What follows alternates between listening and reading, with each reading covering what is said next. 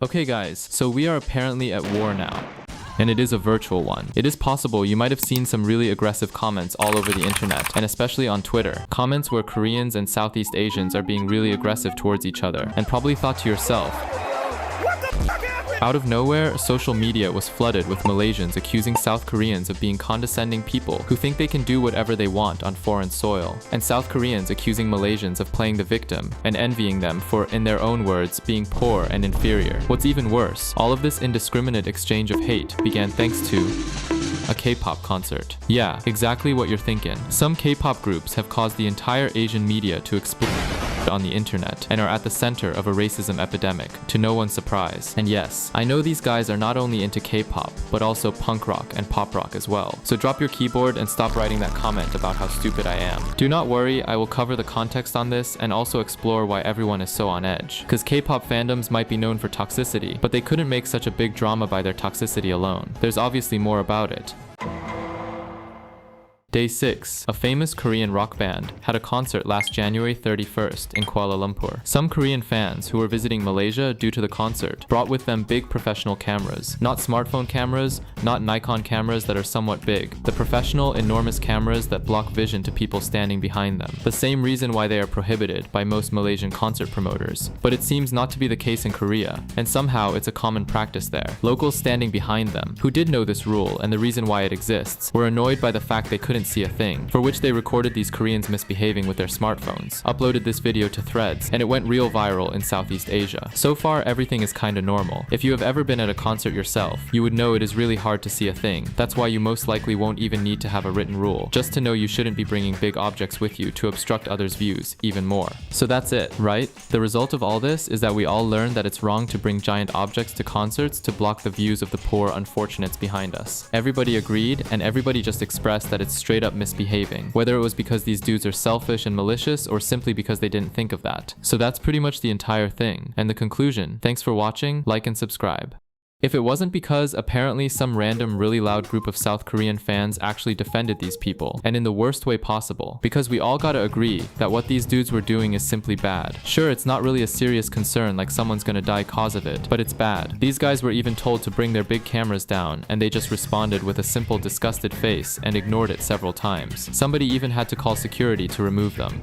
And to make things worse, the K-nets that are defending this behavior, which by the way is a term that you're gonna hear a lot and stand for Korean netizens, they diverted the conversation from how to behave at a concert to which country is wealthier. Yeah, exactly how it sounds. Since you can't defend bad behavior, the only card you could play to argue in their favor would be saying things like Koreans are better than Malaysians, or you're just jealous because we can afford those cameras and you're poor. And that's pretty much all the context you need. It's the dynamite that this mine needed to absolutely explode.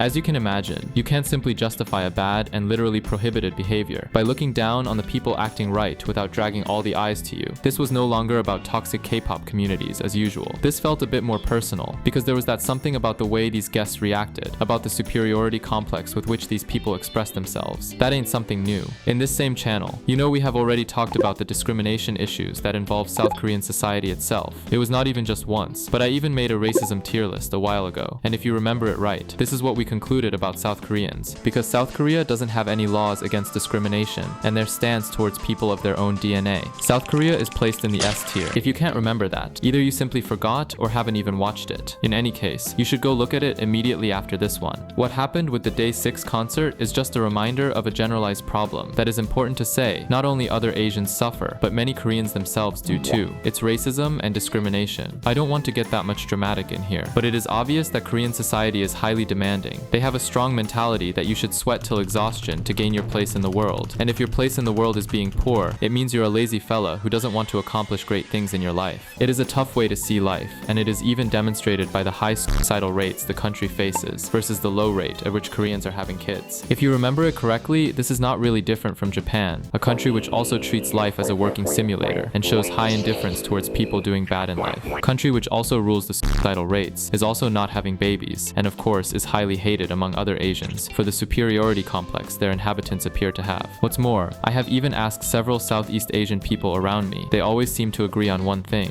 Koreans are worse than Japanese or Chinese in terms of condescension. Chinese also think they're the rulers of the world, but they're more relaxed in attitude overall, and it appears that Japanese tend to look down on others, but they are somewhat limited by the Japanese obsession with politeness. Koreans don't have this limitation.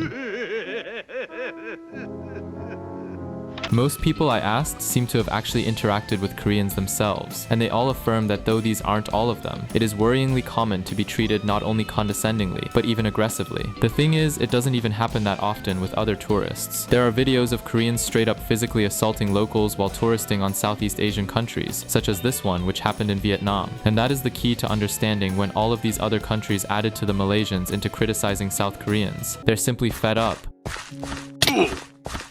They are just done. That's all I ask. Just be nice. They can't take it anymore. So it seems we have a pretty clear conclusion. Southeast Asians are victims, and South Koreans are the absolute Diablo. So subscribe, comment, and like. The end.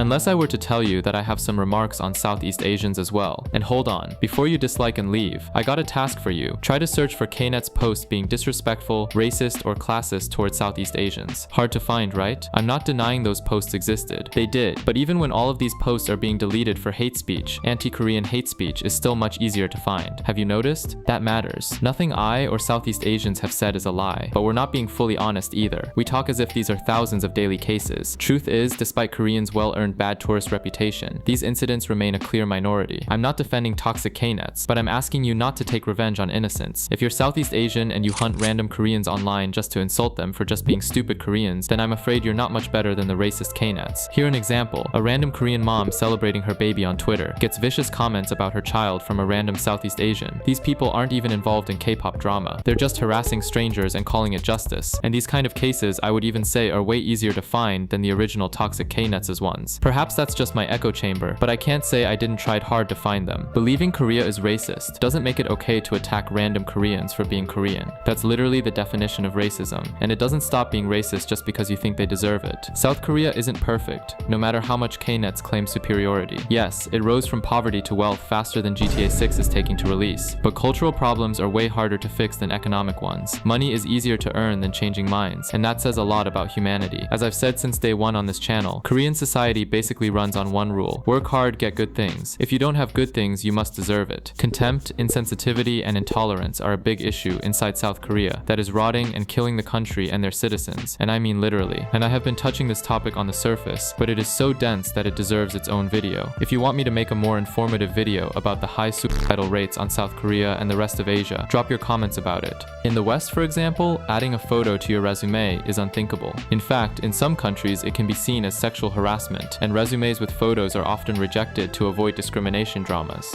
Equally shocking elsewhere is giving a daughter cosmetic surgery after graduation. It feels like parents are calling her ugly, blaming their own genes. Yet both practices are common in South Korea, reflecting a culture so openly hostile it's simply accepted with a shrug. A life is suffering anyway type of mentality. But there's real hope. Earlier I mentioned my Southeast Asian friends often see more misbehavior from Koreans than other nationalities, but I also clarified it's not everyone, just a minority. Even if this minority is larger than in other countries, it's still small. And most importantly, most Koreans I could find online were openly calling out that mindset, rightly naming those people for what they are: stupid. I know some of you watching are South Korean, and I know I've been criticizing the country so harshly through the entire video, but you have to admit, this time was a bit deserved. Still, I want to congratulate you. If you've made it this far, it means you're mature enough to face your own culture critically.